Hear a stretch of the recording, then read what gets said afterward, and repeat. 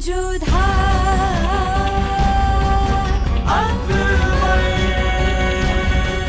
ये धारावाहिक किसी प्रकार की ऐतिहासिकता का दावा नहीं करता। तत्कालीन परिस्थितियों को दर्शाने के लिए आवश्यक और उचित नाटकीय रूपांतर किए गए हैं। ऐतिहासिक रूप से जोधाबाई के स्थान पर हरकाबाई, हीर कुंवर जैसे नाम इतिहास में प्रचलित हैं। ये धारावाहिक किसी भी सामाजिक परंपरा और पारिवारिक संबंधों का ऐतिहासिक दावा नहीं करता है। इसका उद्देश्य किसी भी समुदाय की भावनाओं को ठेस पहुंचाना नहीं है।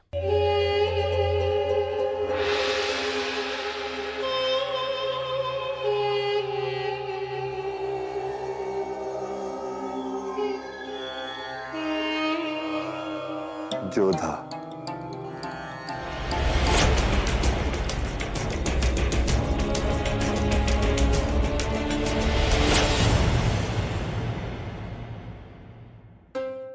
सलाम शरीफुद्दीन साहब। क्या हुआ? काम हो गया? जी, आपका पैगाम जोधा बेगम तक पहुंचा दिया गया है, लेकिन गुस्ताखी माफ हो हुजूर, मुझे नहीं लगता कि जोधा बेगम आपसे यहाँ मिलने आएंगी। मगर हमें पूरा यकीन है कि हमारा खत पढ़ने के बाद जोधा बेगम अपने आप को हमसे मिलने से नहीं रोक पाएंगी। गुस्ताखी माफ हुजूर, मगर आपने खत में ऐसा क्या लिखा है कि जोधा बेगम खुद को यहाँ आने से रोक नहीं पाएंगी? कुछ ऐसा जिसे पढ़कर जोधा बेगम ना चाहते हुए भी हमसे मिलने जरूर आएंगी। आखिर राजवंशी औरत हैं वो, और राजवंशी औरतों के लिए उनके पति की जिंदगी से बढ़कर कुछ भी नहीं होता। वो अपने पति की जिंदगी बचाने के लिए किसी भी हद से गुजर सकती हैं। मगर शहंशाह की जान को खतरा किससे हो सकता है? उनके बहनोई से। हमसे नहीं, दूसरे बहनोई अबुल माली से।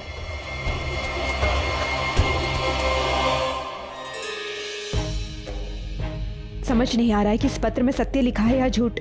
हमारा मन बहुत अशांत हो गया है। यदि शहंशाह पर संकट वाली बात सत्य है तो जोधा, मुझे सूबेदार शरीफुद्दीन की बात पर कोई विश्वास नहीं।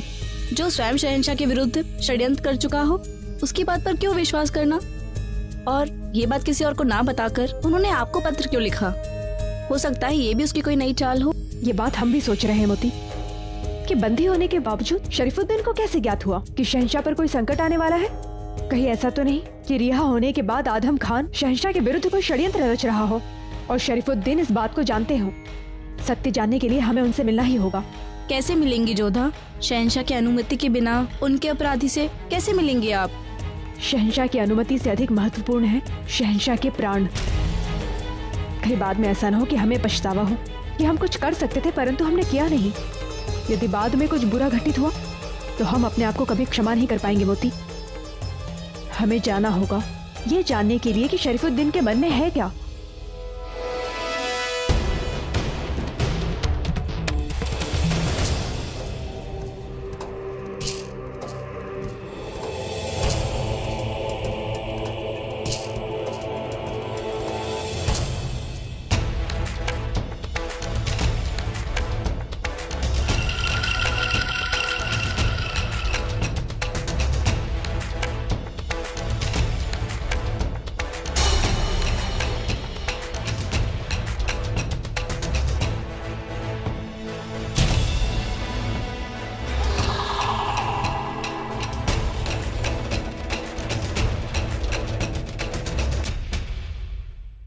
किसी को इस मुलाकात की खबर तो नहीं हुई?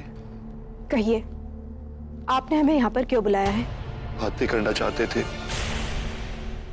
कितने वक्त से यहाँ अकेले पड़े हैं, कोई बात ही नहीं करता। ये सलाखें भी नहीं, मगर ये दीवारें कभी कभी बात करती हैं।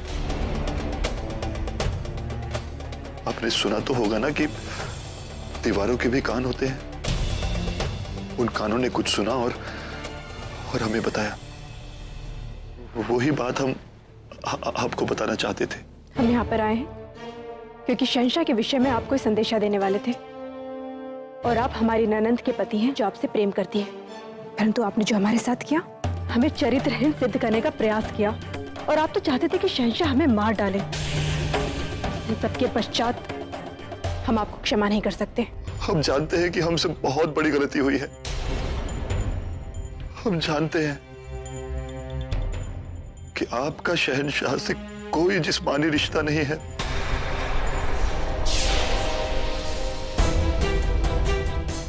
आपने हमें ही क्यों बुलाया? आप चाहते तो ये संदेशा शहंशाह रुकैया बेगम या महामंगा को भी दे सकते थे, और यदि हमें संदेशा दिया भी तो उसमें पूरी बातें लिख सकते थे। हमें यहाँ बुलाने की क्या आवश्यकता पड़ गई आपको? हम आपसे कुछ पूछ रहे हैं। यदि आपके पास इस प्रश्न का उत्तर नहीं है तो हम यहाँ से जा रहे हैं, क्योंकि हम जानते हैं कि सिर्फ आप ही हमारी बात समझ सकती हैं। बात यह है कि अबुल मालिक काबुल से भाग चुका है और उसका एक आदमी आगरा में है जो शहंशाह के खिलाफ साजिश कर रहा है। षड्यंत्र तो आपने भी रचा था शहंशाह के विरुद्ध, और यहाँ कैद में पड़े हैं। हमें अच्छी तरह से समझ में आ गया है कि हमसे कितना बड़ा गुनाह हुआ है और हम उस गुनाह का पश्चाताप करना चाहते हैं, शहंशाह की मदद करना चाहते हैं, उनकी जान बचाना चाहते हैं। जोधा बेगम, आदम खान को दूसरा मौका मिला। हम भी साबित करना चाहते हैं कि हम भी शहंशाह के वफादार हैं। हम भी अपनी मोहब्बत पाना चाहते हैं। परंतु हम आपकी बात पर विश्वास क्यों करें? कोई है जिसे पाने के लिए हम पल पल गिन रहे हैं।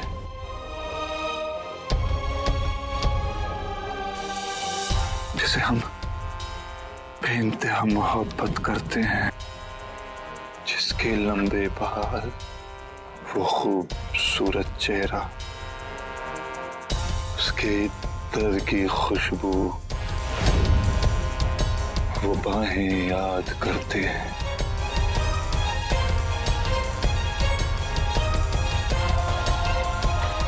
जिसे खो चुके हैं हम, मगर फिर से वापस पाना चाहते हैं।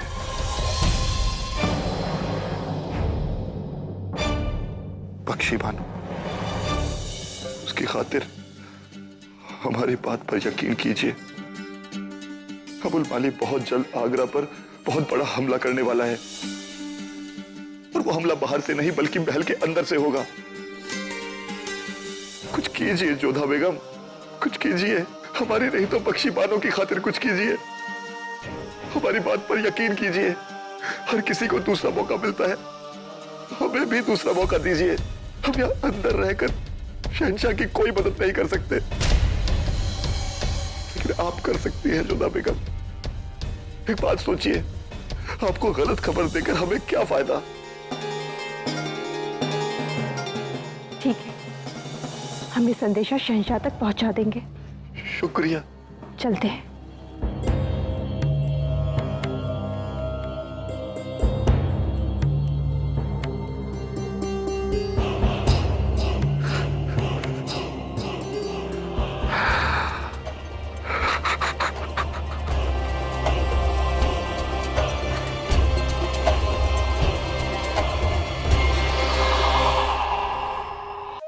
हमें बिल्कुल भी समझ नहीं आ रहा है, शहंशाह के प्राण संकट में है तो शरीफुद्दीन ने इतनी बड़ी बात किसी और को क्यों नहीं बताई? बख्शी बानो को बता सकते थे, रुकैया बेगम को बता सकते थे, केवल हमें क्यों? शायद उन्हें लगता है कि हम ही कुछ कर सकते हैं, क्योंकि बंद गृह में उन्हें पता तो है नहीं कि अब शहंशाह हम पर विश्वास नहीं करते, कि बेनजीर के आने के बाद हमारे संबंध बदल गए हैं। हे अम्बे मां, हमें कुछ भी समझ नहीं आ रहा है। आप हमें ऐसे क्या देख रहे हैं? आपको दिखाई नहीं देता कि हम कितने बड़े धर्म संकट में हैं? हमारी सहायता कीजिए, कोई मार्ग दिखाइए हमें। कान्हा, जोधा जोधा जोधा। अरे क्या हुआ तुम्हें? बावरी हो गई हो क्या? अब जो बात हम आपको बताने जा रहे हैं वो सुन के खुशी से आप भी बावरी हो जाएंगी। ऐसी क्या बात है? जोधा, युवराज भगवान दास के साथ शिवानी आ रही है आगरा आपसे मिलने। क्या सच? कहा था ना, अचंभे में पड़ जाएंगी। चलिए चलिए। हाँ, हमें भी उससे मिलना है, जल्दी चलो। हुजूर, इस बार फसल बहुत अच्छी हुई है और लगान भी वक्त पर पहुंच जाएगा। शहंशाह का इकबाल बुलंद हो। आमेर के शहजादे भगवान दास अपनी बहन शिवानी के साथ तशरीफ लाए हैं। भगवान दास अचानक यहाँ, उन्हें इज्जत के साथ यहाँ लाया जाए।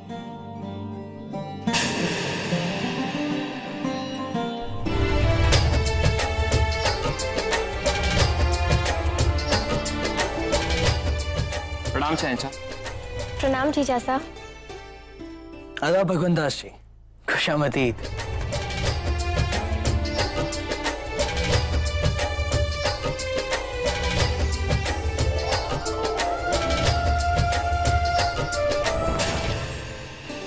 शिवानी,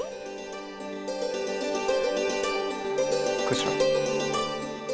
बताइए भगवान दास जी, अचानक से कैसे आना हुआ? कोई खास वजह? जी नहीं, बापू साहब पुण्य स्नान के लिए मथुरा आए। शिवानी भी हट करने लगी कि जोधा से मिलना, तो इसे हम अपने साथ ले आए। बापू साहब पुण्य स्नान के लिए 10 दिन रुकेंगे, तो तब तक शिवानी यहाँ जोधा के साथ रह जाएगी। ये तो बहुत अच्छी बात है। शिवानी भी पहली बार आगरा आई, यहाँ घूम फिर लेगी, अपनी जीजी के साथ थोड़ा वक्त गुजार लेगी। वैसे सही वक्त पर आए हैं आप। जोधा बेगम भी कई दिनों से आपको याद कर रही है। देखिए जोधा बेगम, आप चाहती थी ना कि आपके मायके से कोई आपसे मिलने आए, तो किस्मत आपके साथ है। अरे शिवानी, प्रणाम मलिका आजम। जीती रहो, बहुत अच्छा लगा तुम्हें देखकर। जोधा बेगम, शिवानी को अपने साथ ले जाइए। इसकी खातिरदारी में कोई कमी नहीं आनी चाहिए, इसका खास ख्याल रखा जाए। चलो। प्रणाम।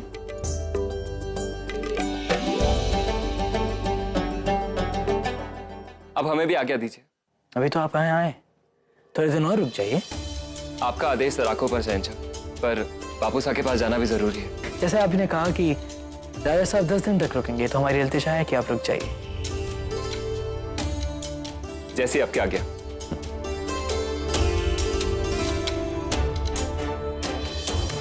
हमें विश्वास नहीं हो रहा है कि तुम सच में हमारे सामने हो। स्वप्न जैसा ही लग रहा है तुम्हारा यहाँ पर होना।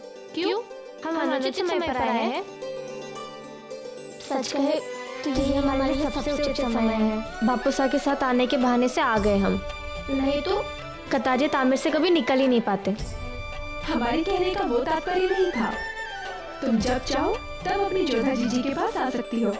हम तो बस थोड़ा। जीजी, क्या बात है? खुलकर बताइए ना। अवश्य आपके मन में कुछ चल रहा है। जीजा साहब भी बहुत प्रसन्न दिख रहे थे। क्या कोई शुभ सूचना है या आपके प्रेम का प्रभाव है? अच्छा, बहुत बड़ी हो गई हो, अब अपनी जोधा जीजी से प्रेम की बातें करोगी तुम? बड़ी तो हो गई हो, इसलिए पहले जो बातें आप सुकन्या जीजी के साथ करते थे, अब हमारे साथ कर सकती है। अच्छा, तो अब बातें भी बनाने लग गई हो। अच्छा बताओ, आमिर में सब लोग कैसे हैं? सब ठीक है जीजी। और मासा आपको और सुकन्या जीजी को इतना याद करती है कि कई बार रो देती है। परंतु प्रसन्नता इस बात की है कि आप अपने अपने ससुराल में सकुशल है। और दादी सा?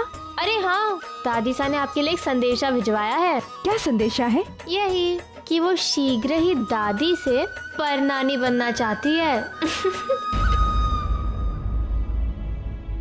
अब आप कहे तो जीजा साहब को भी संदेशा दे दूं? सच में बहुत बातें बनाने लगी हो तुम।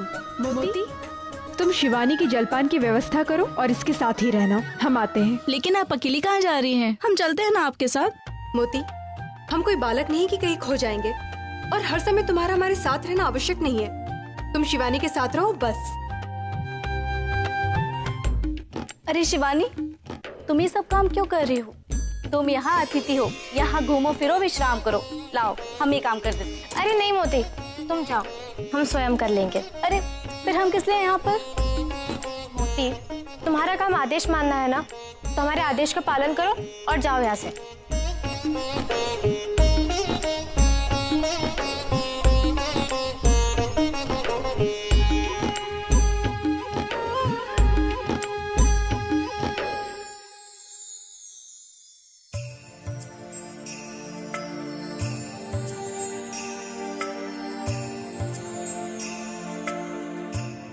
प्रिया शिवानी, हम दोनों एक दूसरे से प्रेम करते हैं, परंतु समाज की दीवार हमें कभी एक नहीं होने देगी, क्योंकि तुम एक राजकुमारी हो और मैं एक साधारण कारीगर।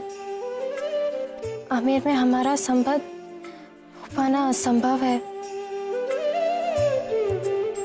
परंतु एक मार्ग मिल गया है। मैं कारीगरी के लिए मथुरा के एक मंदिर में जा रहा हूँ। तुम किसी तरह अपनी बहन के यहाँ आगरा आ जाओ। मथुरा से आगरा आकर मैं तुम्हें वहां से ले जाऊंगा और हम विवाह कर लेंगे। तुम्हारे बिना अब एक पल भी जीना कठिन है शिवानी। तुम्हारा तेजवन।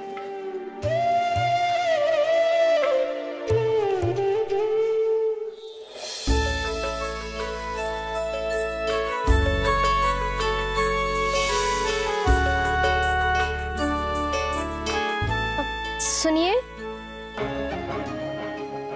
जी, वो दरअसल हमारा कंगा गिर गया है, ला दीजिए।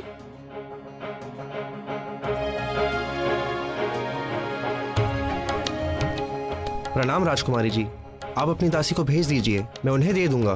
तुम हमारी ओर क्यों नहीं देख रहे? मैं आपकी ओर ऊंची दृष्टि से देखूं, ये मेरे वश में नहीं है। क्यों नहीं? क्योंकि मैं एक साधारण कारीगर हूँ और आप एक राजकुमारी। मैं आपकी ओर ना देखूं, यही मर्यादा है। किसी ने आपसे बात करते देख लिया तो काम और प्राण दोनों छिन जाएंगे मेरे। बड़े ही डरपोक हो तुम। निर्धन हूँ पर डरपोक नहीं हूँ। जिसे आप मेरा भय समझ रही हैं, वो मेरी सीमा और मर्यादा है जिसका मुझे पालन करना है। तो एक राजकुमारी का आदेश का पालन करना भी तुम्हारी मर्यादा है। हम तुम्हें आदेश देते हैं, हमें हमारा कंगा ला कर दो। क्षमा कीजिए राजकुमारी जी, परंतु मैं ऐसा नहीं कर सकता।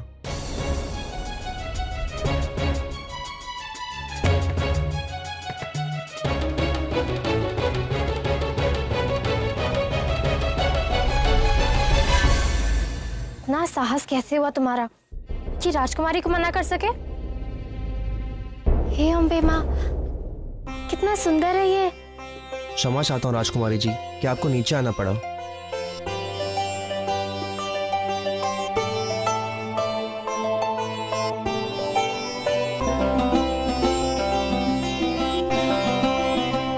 परंतु मेरी व्यवस्था समझने का प्रयास करें।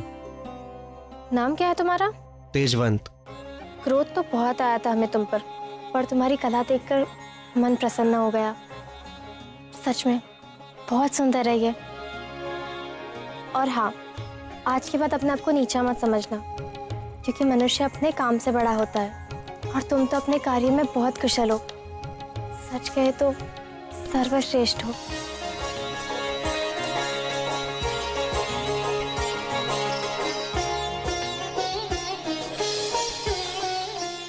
वो पहली भेंट आज भी हमारे आंखों में समाई है तेज।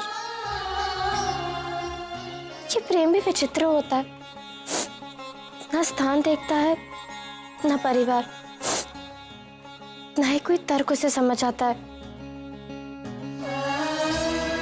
याद ही नहीं हुआ कि कब एक राजकुमारी कारीगर के प्रेम पाश में बंध गई।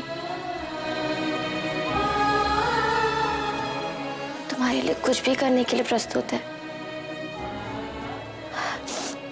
इसलिए तो माँ साहब को मनाकर हम यहाँ आगरा आ गए।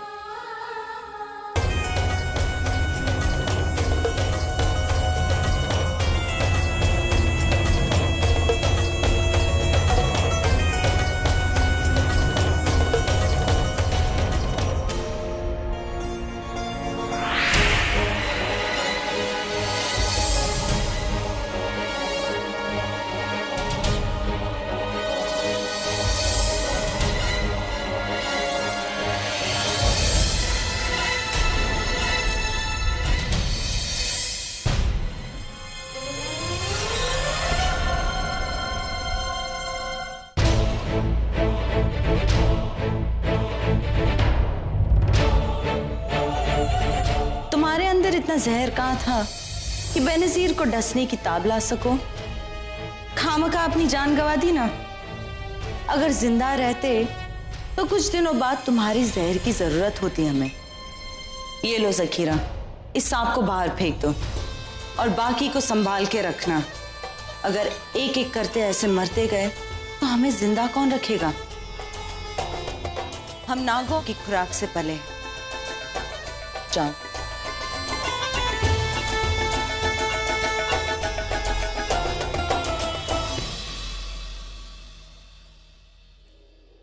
आदाब भाईजान।